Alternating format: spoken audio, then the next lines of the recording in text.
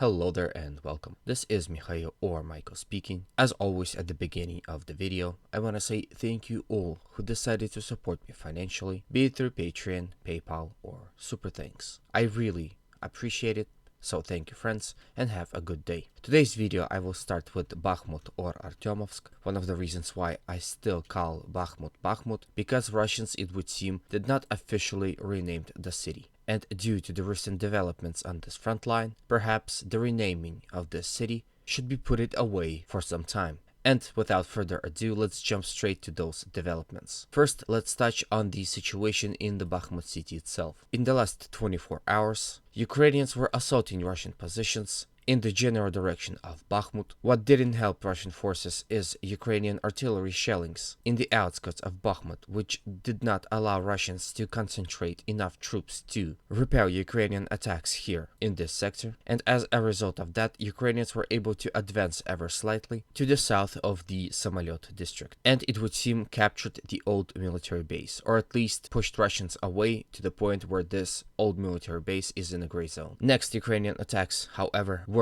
repelled by the Russians, and Ukrainians were unable to exploit their initial success. Then let's visit the southern flank of Bakhmut near the settlement of Klishchiivka. If you remember, yesterday I reported of a Ukrainian success here in this sector where Ukrainians were able to successfully advance and capture the strongest Russian positions that defend Klishchiivka. It is a extensive line of trenches in the form of a actual fortress. As you can see, it's a all-around defense. It would seem initially Ukrainians were able to advance and capture these positions. This was reported by both pro-Russian and pro-Ukrainian sources. However, recent information suggests that Russians were able to successfully counter-attack and recapture those positions and push Ukrainians back from Klishchiivka settlement, thus saving the entire situation. There is a video that surfaced online of Ukrainian artillery shelling this general sector where Russian forces are taking defense. Now, mind you, at the start of the video, the POV of the shot will be like this. You will partially see this forest line, and then you will see Russian positions being shelled. So, here you go.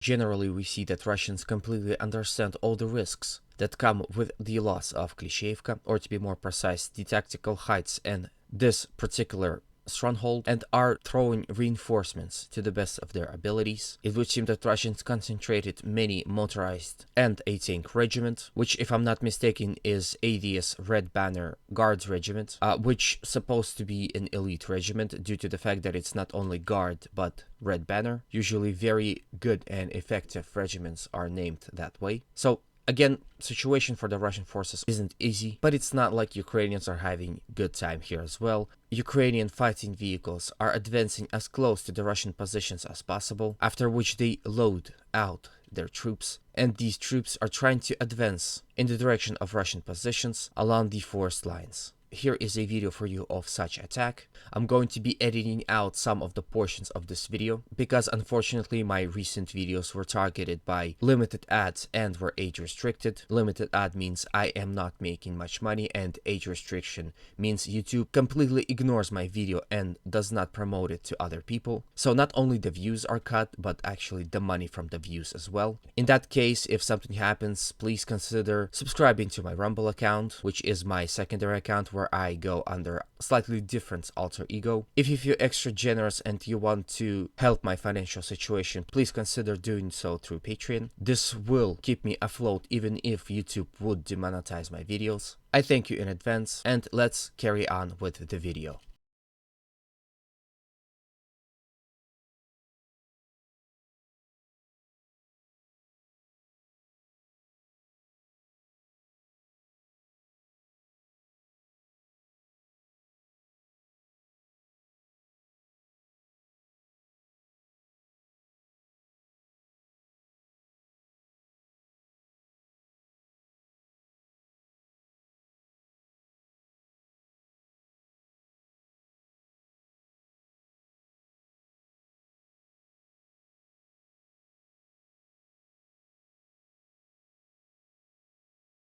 Then from here, let's move to the northern flank of Bakhmut. Here Russians also did have some developments.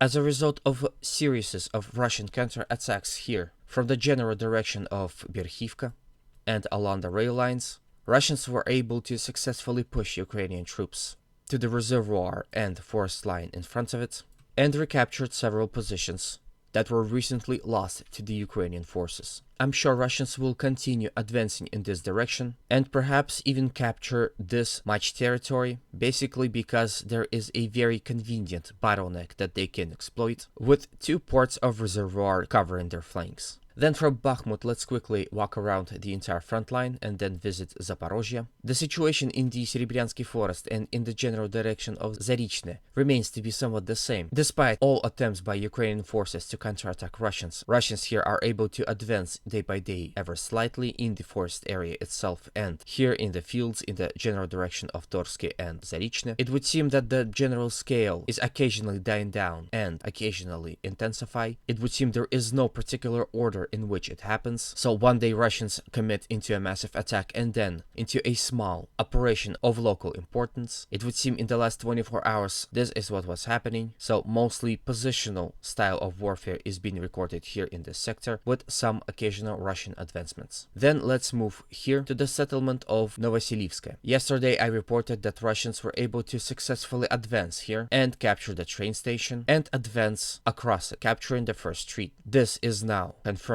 by a lot of sources. As you can see, the map was updated, and again there are reports that Russians are continuously advancing further and deeper into the settlement, and recent reports suggest that Russians advanced as far as this street goes. As far as topography go, we can see that unlike Russian-controlled Kuzumivka, Novoselivskoye is located on the tactical heights, and throughout all this time Russians were successfully fighting in uphill battle.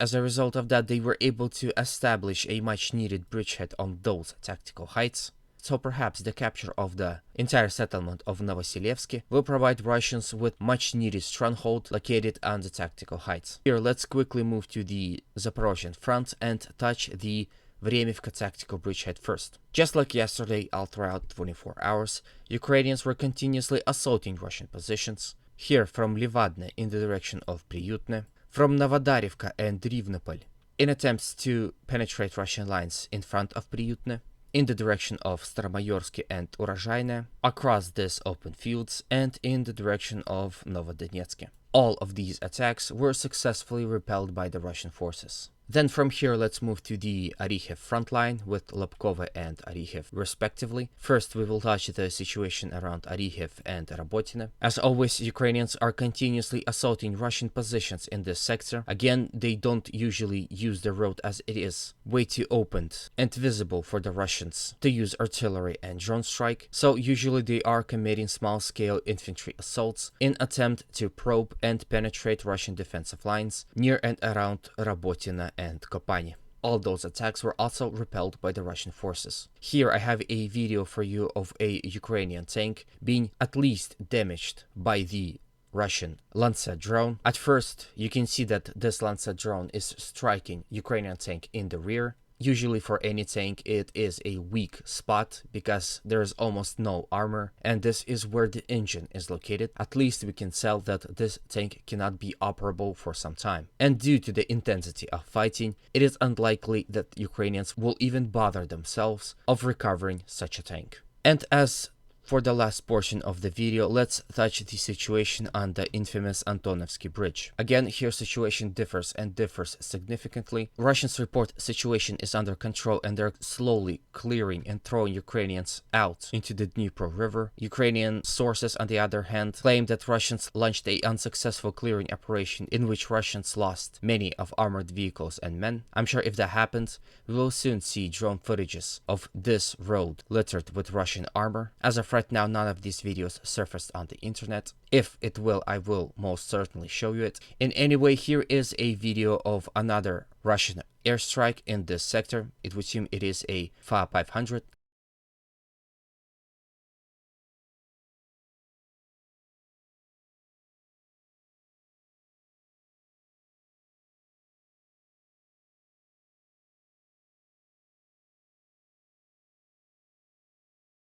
So in conclusion, the clearing operation here is still underway. It would seem that Russians are still unable to clear this sector and get rid of this problem. However, generally it would seem that Russian attempts had become more and more effective, and the use of aviation and artillery intensified. So with this, I end today's video. If it was to your liking, please consider supporting it with a like, comment, and a subscription. Also, don't forget to share this video and ring that notification bell. This helps a lot with the promotion of this video to a wider audience, and it helps spread the message. It also motivates me to work harder and even more. Thank you in advance. As always, humanity calls me to condemn all violence against human beings. Have a great day, and always remember, Russia will be free and great.